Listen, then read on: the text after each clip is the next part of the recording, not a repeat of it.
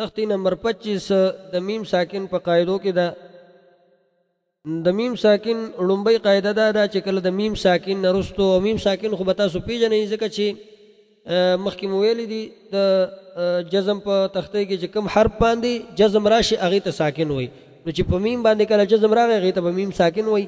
نو د میم ساکن لومبۍ قاعده دا ده چې د میم ساکن نه رستو بل میم راشي نو هغه ځای کې به ادغام سره د غنې کېږي.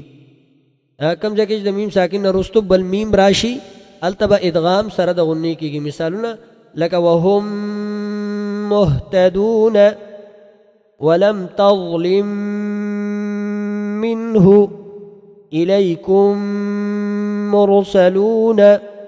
په دې درې واړو مثالونو کې تاسو ګورئ د میم ساکن نه رستو بل میم راغلی دلته به ادغام سره د غنې کېږي.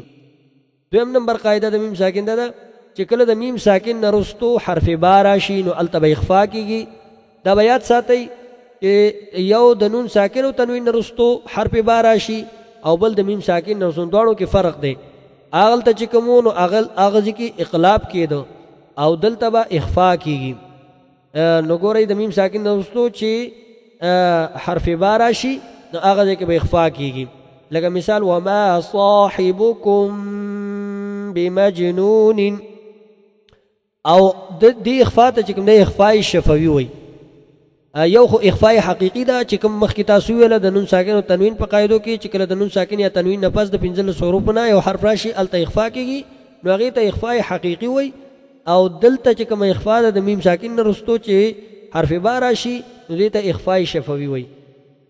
لومبی مثال وما صاحبكم بمجنون يحكم به ومن يعتصم بالله.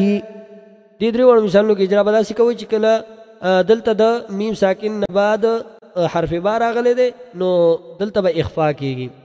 دریم نمبر قاعده د میم ساکن دا ده چې کله د میم ساکن نه رستو د با نه علاوه بل یو حرف راشي د میم او با نه علاوه بل یو حرف راشي نو ګورئ دلته چې کوم حرف راشي د میم او با نه علاوه بل حرف راشي نو بیا به د میم ساکن اظهار کېږي بیا به غنه نه کېږي.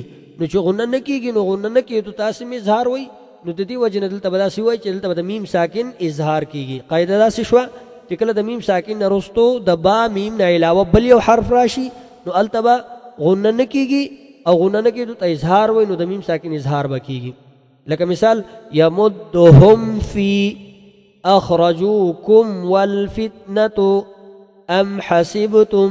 نو دلته به تاسو داسې نه کوئ چې داسې وکئ داسې ووایئ یمدهم فی دا خو به بیا غنه شي او دلته خو مونږ غنه نه کوو نو داسې به وایي یمدهم فی. نو دې کې به بیا اجرا څنګه کوئ داسې به کوئ. دلته به اظهار کېږي دلته به د میم ساکن اظهار کېږي ځکه چې د میم ساکن نه بعد د با او میم نه علاوه بل حرف راغلی دی. دا تختی نمبر 25 ختمه شوله او تختی نمبر 26 کې د نون مشدد او میم مشدد قواعد هغه به وایو.